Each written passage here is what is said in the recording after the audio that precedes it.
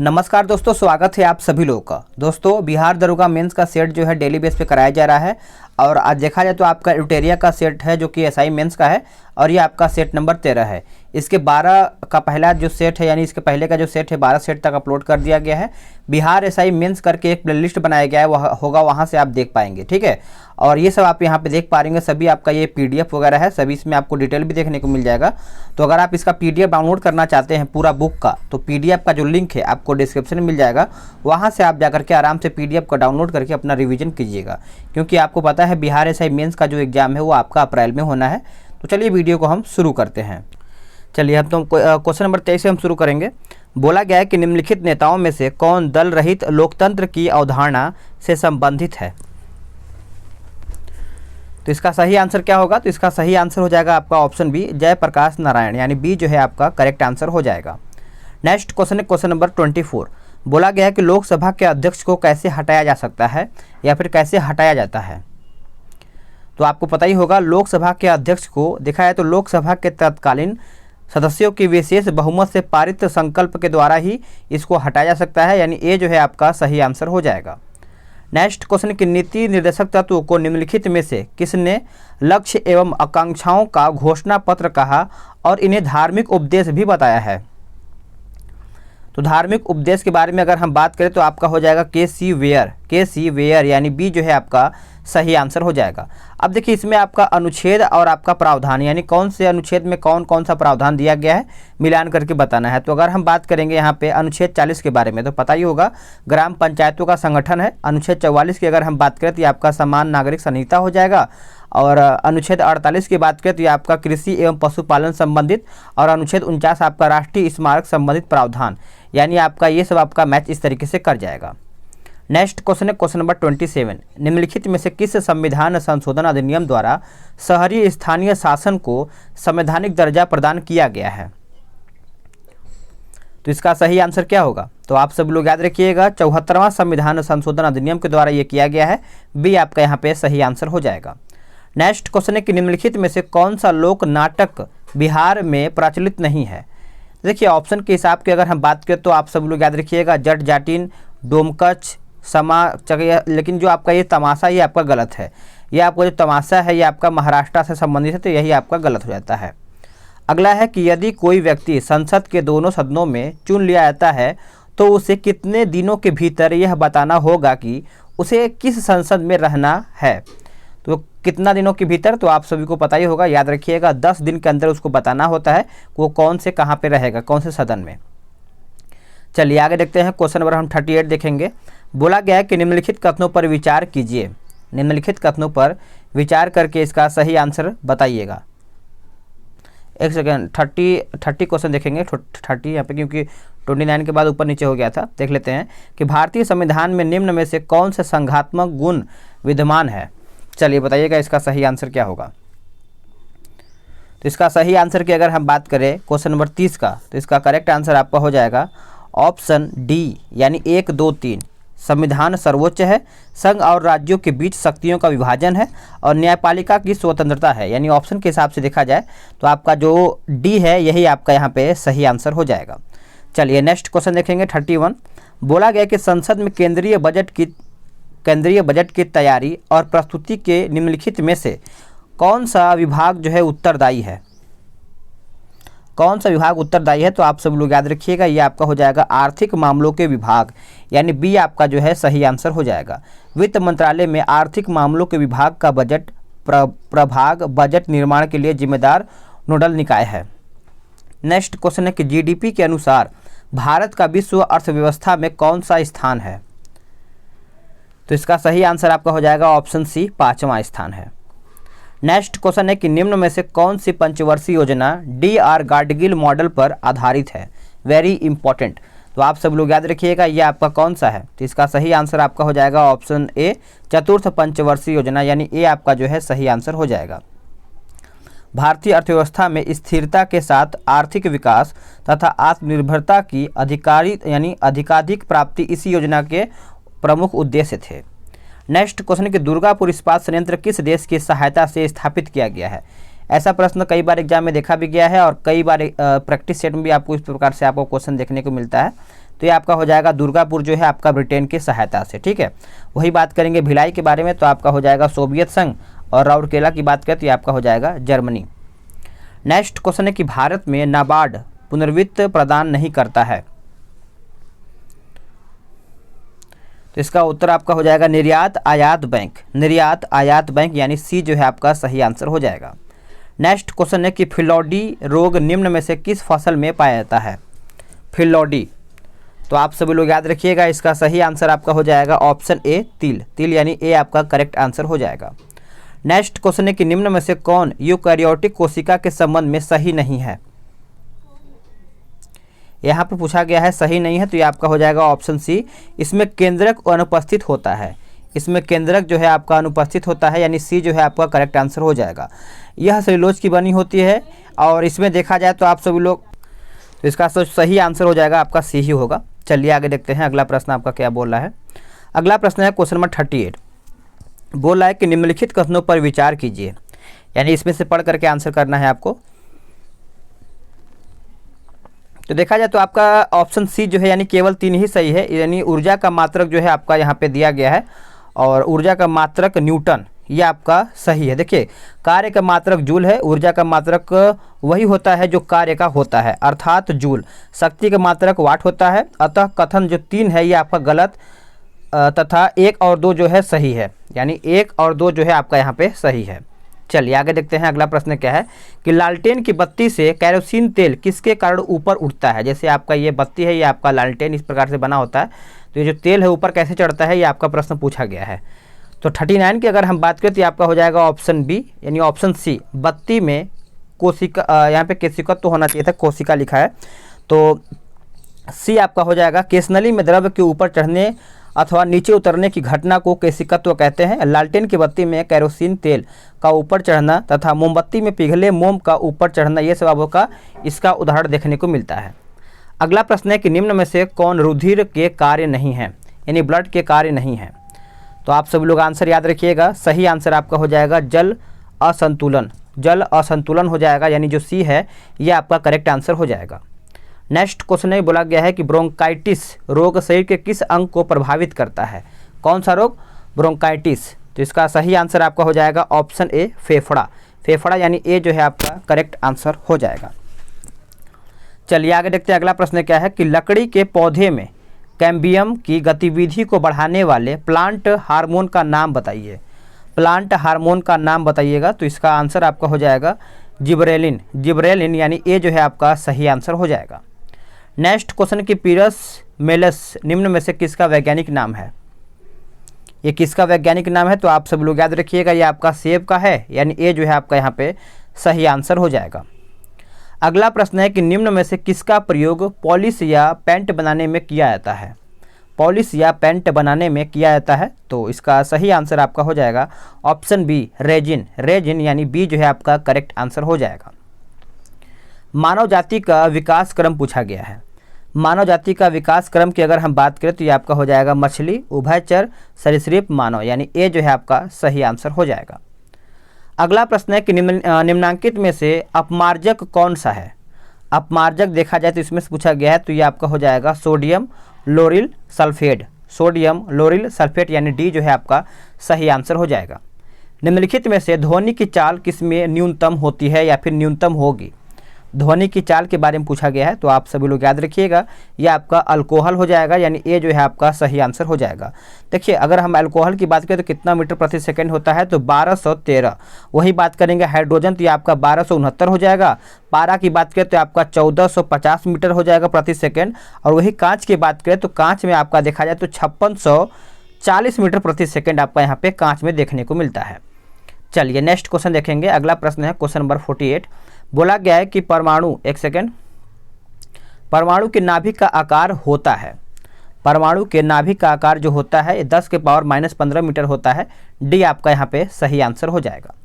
Next question कि सीसा संचायक cell में एनोड एवं कैथोड किसका बना होता है, एनोड तथा कैथोड किसका बना होता है, तो आप सभी लोग याद रखिएगा ये आपका सीसा का बना होता है, बी सही आंसर हो जाएगा। नेक्स्ट क्वेश्चन कि ट्रांसफार्मर किसके लिए प्रयुक्त किया जाता है, ट्रांसफार्मर जो है ये आपका किसके लिए प्रयुक्त किया जाता है, तो केवल प्रत्यावर्ती धारा AC के लिए, यानी ए जो है आपका सही आंसर हो जाएगा। नेक्स्ट क्वेश्चन है क्वेश्चन नंबर 51 कि आधुनिक आवर्त सारणी जो मोसले के द्वारा बनाया गया है उसमें कुल वर्गों की संख्या कितनी है? उसमें कुल वर्गों की संख्या जो है ये कितना है? तो आप सब लोग याद रखिएगा 18, यानी सी जो है आपका सही आंसर हो जाएगा। इसका निर्माण मोसले ने कब किया था? तो 1913 में किया था। कब किया था? 1913 में।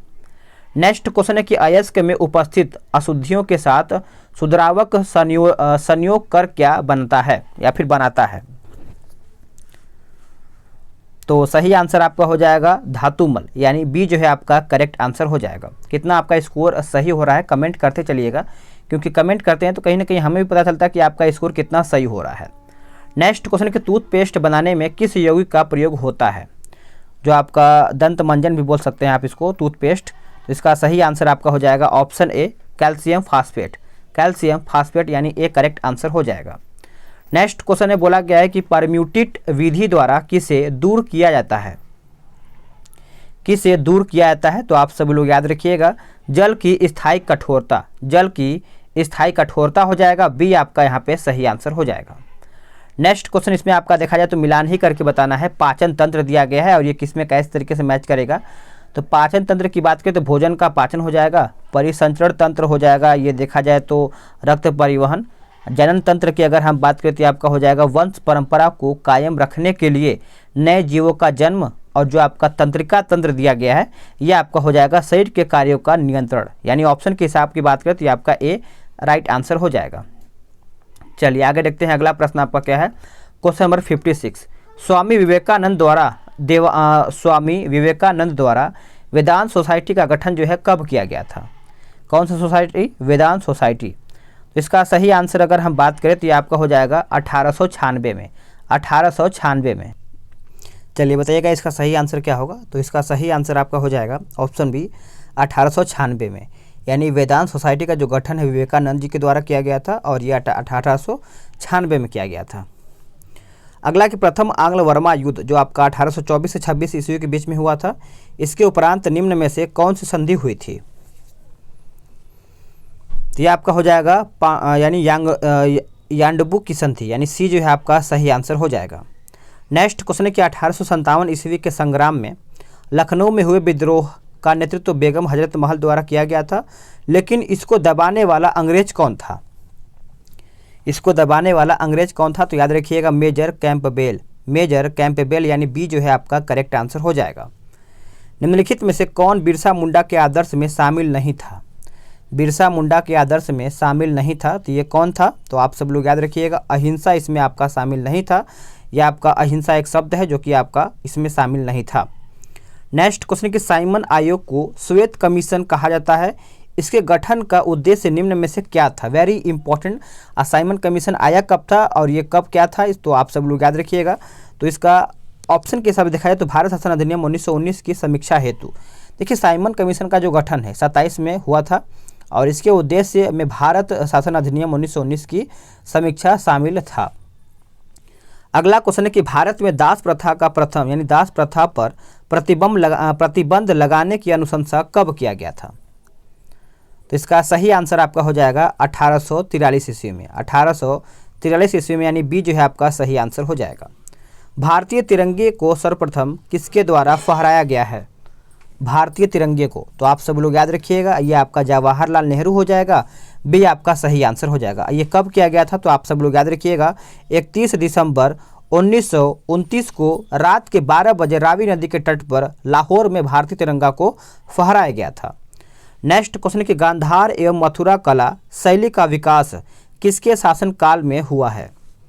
किसके शासनकाल में हुआ है? तो आप सब लोग याद रखिएगा कनिष्क का आपका करेक्ट आंसर हो जाएगा, ए आपका सही आंसर हो जाएगा।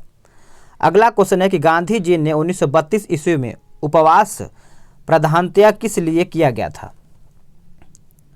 तो इसका आंसर आपका हो जाएगा रैमजे मैकडोनाल्ड के द्वारा लाए गए सांप्रदायिक अधिनिर्णय के कारण, यानी जो सी है आपका सही आंसर हो जाएगा। नेक्स्ट क्वेश्चन क्या है देख लेते हैं।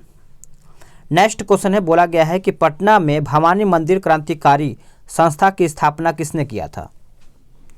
इसकी जो स्थापना की अगर हम बात करें तो आप सभी लोग याद रखिएगा, करेक्ट आंसर आपका हो जाएगा 65 का ऑप्शन सी, भूपेंद्र नाथ दत्त।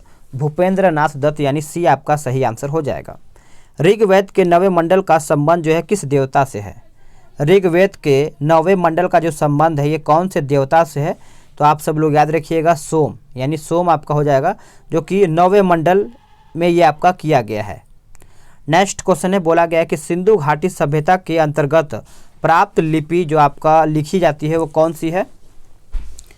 तो इसका सही आंसर आपका हो जाएगा ऑप्शन सी, पहली पंक्ति दाईं से बाईं ओर व दूसरी जो आपका पंक्ति है बाईं से दाईं ओर, यानी जो सी है आपका सही आंसर हो जाएगा। अगला है कि निम्न में से कौन प्रथम बौद्ध संगीति के अध्यक्ष थे? प्रथम बौद्ध संगीति के अध्यक्ष थे, तो इसका करेक्ट आंसर की बात करें तो ये आपका हो जाएगा ऑप्शन सी, महाकश्यप। महाकश्यप यानी सी आपका सही आंसर हो जाएगा। अगला प्रश्न है कि निम्नलिखित में से कौन सुम्मिलित नहीं है, यानी इसमें से आपका गलत कौन सा है? तो आपका बरेली का देखा जाए तो मौलवी अहमदुल्ला ये आपका गलत है। बरेली की अगर हम बात करें तो खान बहादुर या फिर ये आपका हो जाएगा खान बहादुर खान, ये आपका हो जाएगा। अगला प्रश्न है कि तुर्कान ए चहलगानी को समाप्त किसके द्वारा किया गया था? तुर्कान ए चहलगानी, तो इसका आंसर आपका हो जाएगा ऑप्शन बी, ये आपका बलबन के द्वारा किया गया है। बी सही आंसर हो जाएगा। अगला है कि अदीना मस्जिद का निर्माण किस शासक के द्वारा किया गया है? कौन सा मस्जिद? अदीना मस्जिद। तो अदीना मस्जिद की बात करेंगे तो ये आपका सुल्तान सिकंदर हो जाएगा। बी आपका यहाँ पे सही आंसर हो जाएगा। नेक्स्ट क्वेश्चन है कि बिहार में राजनीतिक पीड़ित दिवस कब मनाया गया है? राजनीतिक पीड़ित दिवस जो है ये आपका कब मनाया गया है?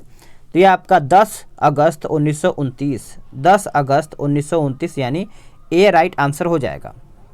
नेक्स्ट क्वेश्चन बोला गया कि अबुल हसन नामक चित्रकार किस शासक द्वारा या फिर किस शासक का दरबारी था? तो ये आपका हो जाएगा ऑप्शन सी, जहांगीर। जहांगीर यानी सी आपका सही आंसर हो जाएगा। नेक्स्ट क्वेश्चन है 74, बोला गया है कि निम्नांकित में से किन राज्यों की सीमा बांग्लादेश से मिलती है? किन राज्यों की जो सीमा है बांग्लादेश से मिलता है? देखा जाए तो मेघालय हो जाएगा, मिजोरम हो जाएगा, त्रिपुरा हो जाएगा, असम भी हो जाएगा। तो आपका जो डी है 1 2 3 4 ये आपका सही है। चलिए आगे देख लेते हैं अगला क्वेश्चन क्या है। अगला क्वेश्चन है क्वेश्चन नंबर 75, बोला गया है कि भारतीय मानक समय रेखा निम्न में से किस राज्य से होकर नहीं गुजरती है?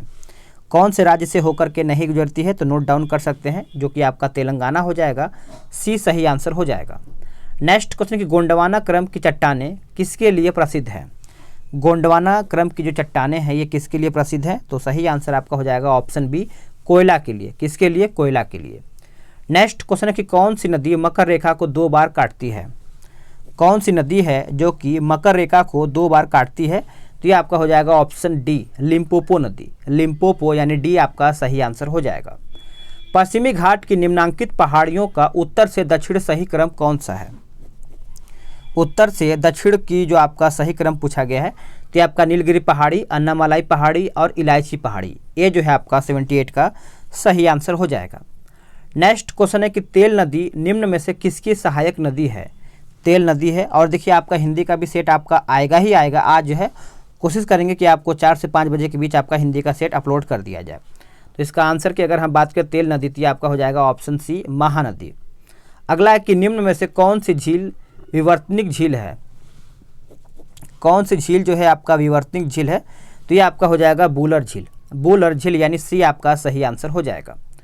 निम्नलिखित वनों में से भारत में सर्वाधिक वृहद क्षेत्र में कौन वन पाए जाते हैं? वृहद क्षेत्र में कौन सा वृहद क्षेत्र में वन पाए जाते हैं? तो इसका उत्तर आपका हो जाएगा उष्णकटिबंधीय शुष्क पर्णपाती वन, यानी सी आपका सही आंसर हो जाएगा। अगला है, बोला गया है कि गहिर माथा ओलिवे रिडले कछुए के प्रजनन के लिए प्रसिद्ध है। यह जो आपका ये स्थान है ये कौन से राज्य में स्थान पड़ता है? तो अगर हम बात करें इसके बारे में तो ये आपका हो जाएगा ऑप्शन बी, उड़ीसा राज्य में पड़ता है। आप इसको याद रखिएगा, भूलिएगा नहीं। बी आपका सही आंसर हो जाएगा। नेक्स्ट क्वेश्चन है कि टोडा नागपुरी निम्न में से किसकी प्रमुख नस्ल है? टोडा नागपुरी जो है ये आपका किसकी एक प्रमुख नस्ल है? तो इसका सही आंसर आपका हो जाएगा ऑप्शन सी, भैंस की। किसका? भैंस की। नेक्स्ट क्वेश्चन, किस प्राणी के प्लाज्मा में ब्लड सस्पेंडेड होता अथवा बनता है? तो इसका आंसर आपका 84 का हो जाएगा आपका ऑप्शन बी, मेढक। मेढक यानी बी आपका करेक्ट आंसर हो जाएगा। नेक्स्ट क्वेश्चन में बोला गया है कि हेमेटाइट लौह अयस्क का सर्वाधिक भंडार किस राज्य में स्थित है। हेमेटाइट, तो इसका आंसर आपका क्या होगा बताइएगा।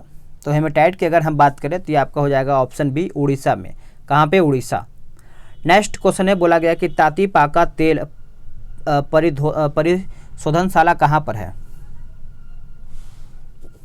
तो ये आपका कहाँ पड़ता है? आंध्र प्रदेश में, यानी डी आपका राइट आंसर हो जाएगा। विश्व हाथी दिवस निम्न में से किस तिथि को मनाया जाता है? कौन सा दिवस? विश्व हाथी दिवस।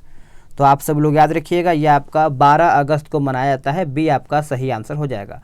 एक 12 अगस्त को और भी एक दिवस मनाया जाता है, आप कमेंट करके बताइएगा। निम्न में से कौन सा अभ्यारण्य उड़ीसा राज्य में अवस्थित है? तो उड़ीसा में देखा जाए तो आपका यहाँ पे सिमलीपाल हो जाएगा, भीतरकनिका हो जाएगा और नंदकानन भी आपको यहीं पे देखने को मिलता है। तो डी आपका जो है 1 2 3 सही हो जाएगा। नेक्स्ट क्वेश्चन कि संयुक्त राष्ट्र विकास कार्यक्रम का मुख्यालय जो है कहाँ पर स्थित है? तो इसका मुख्यालय, तो आप सब लोग याद रखिएगा, न्यूयॉर्क। न्यूयॉर्क यानी सी आपका सही आंसर हो जाएगा। टी शब्द किस खेल से संबंधित है? तो मैंने इसके पिछले वाले सेट या फिर उसके पहले वाले सेट में मैंने आपको बताया होगा, जो टी शब्द है यह आपका देखा जाए तो गोल्फ से संबंधित है।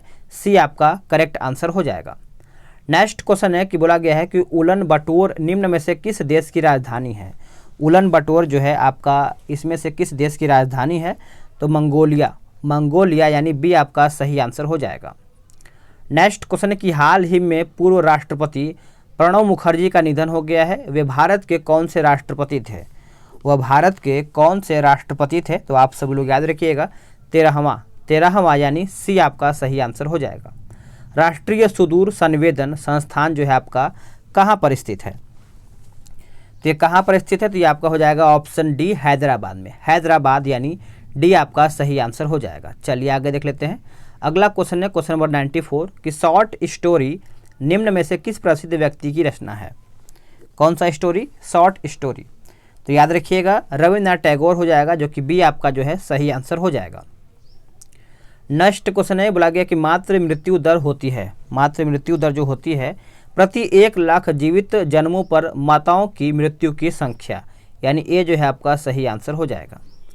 नेक्स्ट क्वेश्चन है कि निम्न में से कौन सा विकल्प 2011 की जनगणना के आधार पर सर्वाधिक लिंगानुपात वाले राज्यों को अवरोही क्रम में दर्शाता है? तो इसका उत्तर आपका हो जाएगा केरल, तमिलनाडु और आंध्र प्रदेश। बी आपका सही आंसर हो जाएगा। नेक्स्ट क्वेश्चन है गिल्ट एज्ड मार्केट निम्न में से किसके व्यापार से संबंधित है? तो ये आपका हो जाएगा सरकारी प्रतिभूति, सरकारी प्रतिभूति। नेक्स्ट क्वेश्चन है कि गुलाबी क्रांति किसके उत्पादन से संबंधित है? गुलाबी जो क्रांति है ये आपका किसके उत्पादन से संबंधित है? तो आप सब लोग याद रखिएगा 1 2 3 हो जाएगा, प्याज, झींगा और आपका यहाँ पे औषधि, यानी सी जो है आपका सही आंसर हो जाएगा। अगला है कि भारत के सकल घरेलू उत्पाद में अर्थव्यवस्था के किस क्षेत्र का सर्वाधिक योगदान है? सर्वाधिक योगदान है तो आप सब लोग याद रखिएगा तृतीयक क्षेत्र, यानी सी जो है आपका सही आंसर हो जाएगा। नेक्स्ट क्वेश्चन है कि इनसाइडर ट्रेडिंग का संबंध जो है किससे है? इनसाइडर ट्रेडिंग ये आपका जो संबंध है किससे है? तो इसका हो जाएगा शेयर बाजार से, यानी जो डी है आपका सही आंसर हो जाएगा। इसके आगे का कल हम सेट करेंगे कौन सा? तो आपका सेट नंबर 14 देखेंगे। तो फ्रेंड्स आप सब लोग वीडियो को लाइक और शेयर कीजिएगा और पीडीएफ इसका जरूर से डाउनलोड कर लीजिएगा। पीडीएफ का लिंक आपको डिस्क्रिप्शन में मिल जाएगा, पूरा सेट का इसमें है और डिटेल भी देखने को मिलेगा। मैथ रीजनिंग सभी इसमें आपको इंक्लूड कर दिया गया है। मिलते हैं एक नए वीडियो में, आज के लिए इतना ही।